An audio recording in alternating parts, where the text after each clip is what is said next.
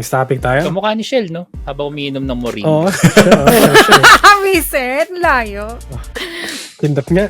Gayahin mo nga. Isang Ayoko. ganyan. Gaya mo nga. Sample. Sample nga. Isang ganyan lang. No. Ganyan. Isang ganyan. Yeah. Yeah. Pero anyways kasi, recently kasi nireveal na yung Australia. Mag-i-enforce na sila ng social media limit at the age of 16. Do you think na dapat bang i-apply ito sa Pilipinas? Sa Australia lang kasi ginawa eh. Ako, oo. Ako, I agree. Same. Yeah, same here. Pati Sa akin matatanda, ako. di ba, Shell? Bawal na dapat. Hoy, ng social wag media, di ba? naman. Ako masano ako sa matatanda. Sa matatanda. Ito, age 16, medyo okay yan. Para sa akin. 16. Or siguro more on, ako kung 14 years old. Kasi minsan kailangan na din naman nila. Pero, yun nga, 16 pwede din naman. Again, social media. Oh, social media, social media hindi nga. internet access. Oo, social media nga. Anong gagawin ng bata sa social 14 media? years old, medyo maano na yun Kailangan na nila makapag-socialize. I mean, Mas smart Messenger. content. Pwede Kailangan. sila mag-messenger. Yeah. siguro, ayun, 14 years old, pero limit pa rin yung mga social media accounts na pwede silang may access. Kumbaga, Pero yung YouTube kids pa rin sila, no? In general, tama yung 16 years old. Kung gusto nyo ma-apply ito sa Pilipinas, kung sakali, paano yung plataforma mo? Wow! Sige. Plataforma talaga. Plataforma. Grabe. Ilaban mo. So, ganito Pag po. ako Ilaban mo, nanalo. Alice. Alis ko muna naman ako.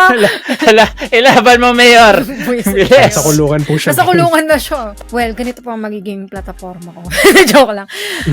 Hindi sa akin 16 years old. Tapos, may limit, may time, parang may time limit lang na, kunyari for a day, maximum of 3 to 4 hours lang yung usage na pwede sila. Total limit mo na, nahiya ka pa eh. Pinigyan mo pa ng 3 to 4 hours. Hindi, kasi para Wala sa kanila mo na. din naman. Hindi.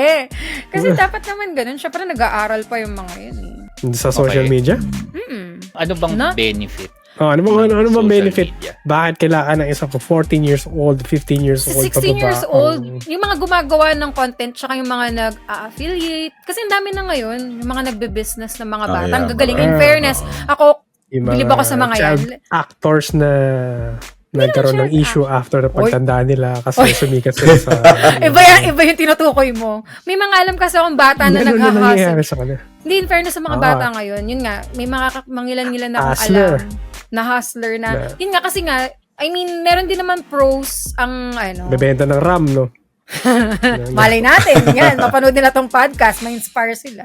Pero meron talaga na nag-affiliate, gumagawa lang sila ng content, more sa TikTok, mga ganyan. Tsaka, ano pa kasi yung nakita ko.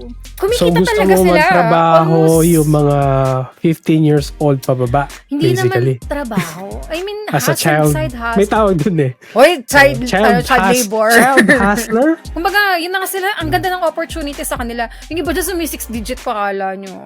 Malakas silang kumita. Sa isang month, ganun.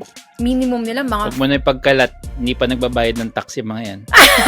Tapos sa panahon ng gobyerno, siningil sila. Hindi sila matatakso. Wala sila. Bata pa sila. Anyway, Hindi, hahabulin yung mga yan pagka Oo, ganyan. yun yan. yun lang.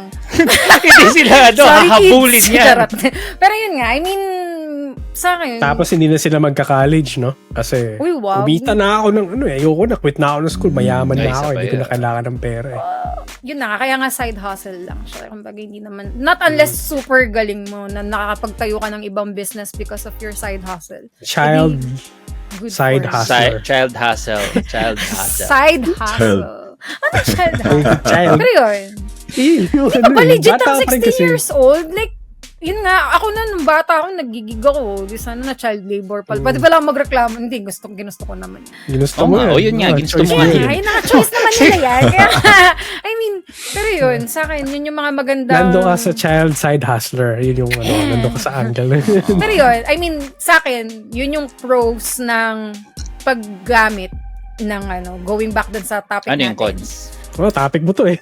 Oo, ikaw nagbigay Uy, sa amin yan grabe. eh. Kaya ikaw tinatanong namin. Well, sa akin, yung cons, nasusobrahan sila sa social media na nakakalimutan na nila yung ibang importanteng aspects sa life nila. Like yung touching grass, no? Medyo, ano yan? Ano yung mas mabigat? Yung pros o yung cons? May study ang Tsaka may Facebook nakalimutan na nalik. kaya may nakalimutan kang isang con. Unsolicited connections. Yung Sa social media ka. Yeah. yung age is just a number. Kaya ngayon, babalik tayo. Dapat may age limit talaga yung may access sa social media. So ako, kudos sa Australia. I mean, nakakabilib yung naisip nilang yan. Kung papatupid kasi ng isang government yan, tas naging maganda yung result, sa tingin ko naman, sana gumaya yung mga ibang bansa na mag-enforce din sila ng ganung rule. Pero again, speaking of mga cons din kasi, may lumabas na study yung I think Instagram report to or Facebook report to, na yung mga bata, tinago specifically ng Meta yung information na sobrang dami na depress na bata dahil sa social media. Social media. Yeah. Yep. Intentional nilang tinago yung information na yun. Ayun. And that's all our topics for today's podcast. Kung meron po kayong topic suggestion, feel free to leave comments kung saan kung platform nyo kami makikita. Ayun. And shoutout po sa mga sumusunod. Go! Yun. Shoutout sa mga recent followers natin, si Edge Studio PS, Asian Heart, si Brennan Aslan Esperantes Official, si Pabes, tapos si Spazzing Squid, si Gedo Gedo, si Gatas ng Pusa. And then salamat din sa mga chatter natin. Sila Tadeus, Power Ranger, Dayseed ba? Dayseed, sorry kung na-mispronounce ko. Pero for sure na-mispronounce ko. So sorry na lang. Then si Kuma March. Sila Irina, tsaka si kanina nag-visit. Si Irina. Yes. Irina, Axis. Avian Tue, Axis, sino pa? Ken Puccino. Ken Puccino. Si Green Reconnecting, Tatters, nagbabalik. Reconnecting, yun, nagbabalik. Vinster, bro! Yun. Lagi nanonood yan ng natin eh. Si Aqua Place, yun. If na may shoutout ka, pasensya na po. May gusto ko ba lang i-shoutout pala, Maximus, yun. Ay, mga kahagdan, syempre. Hindi natin kakalimutan yung kahagdan na yan. Mga stepping stone ng mga kaibigan namin. So, shoutout sa inyo. And also, our trading card, yung kanina, sila Lord, yung trading card game, community and also friends. And also Yun. May pahabol din kay Macha Bells at saka kay Kiryu C. Yun. And yun sa nag-comment kanina sa Joshua, sabi niya, muntik nang makancel si Ate Shell sa Washington. Sabi ba na yun ko lang nabasa yung Grabe ka sa akin. Ayun.